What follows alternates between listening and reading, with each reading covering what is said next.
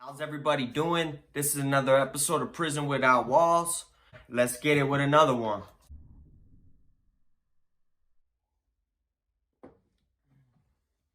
Alright, so today, get right into it. I want to talk about paperwork. Yesterday I had a couple videos that I wanted to make. I wanted to talk about high risk, and I was going to pull out the paperwork for the high risk video to show, because I wanted to talk about certain inmates that I met in there as well.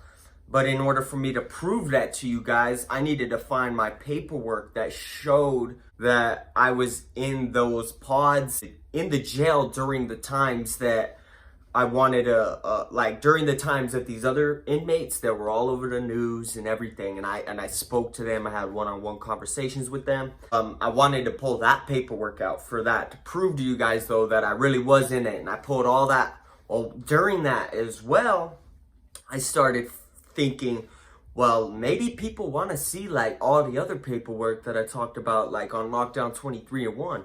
Like that might be real helpful to, like figure out who I am and all this, like to see if what I said on that story was legit and all that, So I started pulling out all the paperwork, and I got paperwork for you guys today. So let's get it. One of the things I wanted to bring up real quick, actually I'll pull it up in the first few minutes of the video. Here's that photo again. Here's me right here. I'm gonna bring this in a little closer. You could see me. I don't know if you guys can see that. This is me, the white kid, with all Chicanos, all like, all the homies. That's how New Mexico is, like I was telling you. People didn't think I got charged with this much time. Here's the papers. Let me make sure this on the camera correct. You guys can look at this. Now, you guys could do all the counting you want. This says 82 years. This was written by the lawyer, and I was just laughing in court. The lawyer, I don't think she was just a stand-in until I got like assigned a public, defender. And my family was looking for lawyers for me. We found a lawyer that wanted 40 grand. And he only promised to get half of those charges dropped that I just showed you, half of these. And that's like 40 years. And really the story that, what really occurred in the house wasn't that violent. We didn't touch the girl. We let her leave. But I got charged for kidnapping on her because I found her outside and told her to open her car. So, but I never touched her or forced her around, pulled her around, nothing. I never laid a hand on that girl. So, and I never stole anything but a cigarette from her. I guess you could call that armed robbery. Here we go. So, like I said, okay, so at one point we had a lawyer saying I could get him half of the charges dropped. He wanted 40 racks, and he also wanted to pay, I think, $500 an hour for a private investigator to go investigate the dope dealer that we robbed and his little drug addict chick as well. Because people like this, they tend to lie. They can't really be real. Like, eventually you might be able to become that way. Like me, I just spit it like it is. You either like me or you don't. But I know I'm a real one, and I know I ain't no piece of shit drug addict like I was saying in the last video. They're throwing around 40 years. Then I got something about 9 years. Well, this is 4 months after I'm in jail. I got arrested April 28th. Here's the booking picture. I already blacked everything out. Here's how I looked back then too. This is like 2 years after. I'm not perfect. So eventually, check this out. I get this email from the public defender. And you guys can pause this right here, right there. Okay, that's probably enough. He's saying in this email that he wants to give me 5 years and 1 day DOC as my second time in trouble ever. This was after a 9-year discussion. I didn't think anything was going to happen. that serious. When they told me 5 years prison, I was only in jail for 4 months. And I didn't, I'm barely learning the ropes of jail. Like, I had only been to a misdemeanor pod once in another county, in Sandoval County, not Bernalillo County. That's Albuquerque. And it was a lot different in Sandoval County, which is only like 20 miles away from Bernalillo County. Yeah, I didn't think I was going to be home for that long. I didn't know I was going to be gone. That's when it started. Like, I would be full of anxiety constantly. And at this point in my jail bid, there was no dope ever. Because you had this x-ray machine that was scary. It's not a real x-ray. I don't know how it really worked. I tried to look it up. People that had been through cancer or chemotherapy and radiation, they couldn't go through the machine. So you had to tell them in advance. People that were pregnant couldn't go through it. Things like that. But the machine didn't actually let out x-rays and shit. Anyway, yeah, that's how I looked at shit. You guys can see this. So it ended up being like 86 years. Here's the very first page of my discovery. Right here. I'm sure you guys can pause it. So you guys can see that, how it, is 38 pages. I have several police giving their statements. The Northeast Impact Team is who came to rescue that dope dealer. So you're talking like 30, 40 minimum 25 cop cars.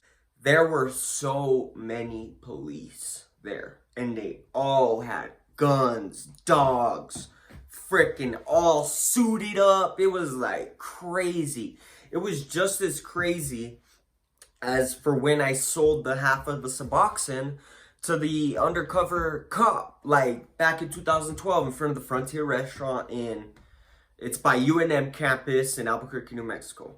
That was just as crazy because you had 2 tanned SUVs pull up. 4 guys jumped out of each SUV. All suited with the armor, with beanies, with the face covers, with the glasses. All of them had the AR. Like, they thought it was way over. I'm gonna bring to you guys. So I got I don't know what else paperwork. Oh, I can show you guys another piece of paper. Here you go. Here's another one. So we got right here my judgment and sentence on this plea right here. Check this out. Let me pull it up. If you read this right here, boom. This is a guilty plea. I actually stated in the court, oh, Your Honor, because it says conspiracy to commit on one of the charges. This is a plea that occurred like 8 months after I'd been in jail. You can see the plea. Does it tell you right here? They want me to spend another 300 days in county. Like I said, I did 1.5 years. I'm already in jail 8 months at this point. 7.5 months, somewhere around there. And they want me to spend another 300 and something days in county to kill my first probation. That's why I said I did 1.5 years in county. If the guilty plea on the conspiracy, they told me at some point, maybe you pleading guilty could make your co-defendants guilty for those charges, for that, at least one of those charges as well. It's an 18-month charge, I think. And I didn't want to rat ever.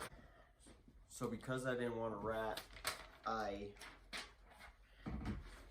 signed this plea right here. This is a no contest plea.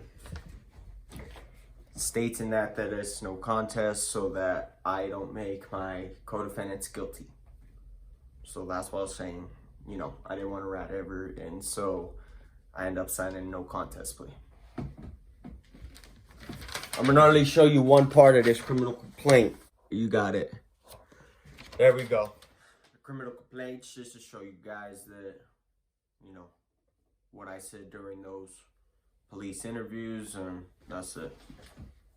Sometimes people believe in the justice system. If you just kind of cooperate with police, and that they might give you a break. If you just kind of just like, yeah, this would happen. My homies, they didn't rat on me, but they ratted on themselves. So when they ratted on themselves and the stories lined up with the victims, it made the case way stronger for like the DA. Really, it didn't help any of us.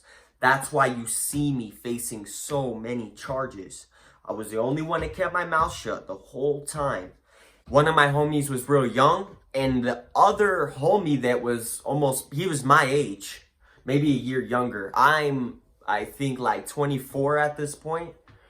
So this guy's like 23, and then we have my other homie that was like 19. My homie that was older said to the younger homie, bro, just tell him everything. They already caught us red-handed, and they might give us a break, bro. It might get a little easier. So, you know, the little homie just went along with what the big homie said at that time in that room.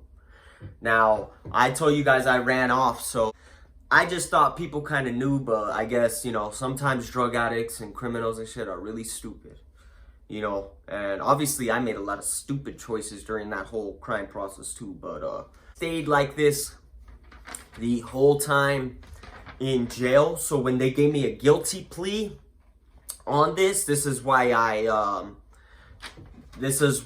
brought this up, because I didn't want to burn them to the end. Like, I don't have no bad blood against them whatsoever, because we all still got probation. And even though they like their stories told on themselves and it corroborated with the victims themselves, you're talking about a drug dealer and just a regular user.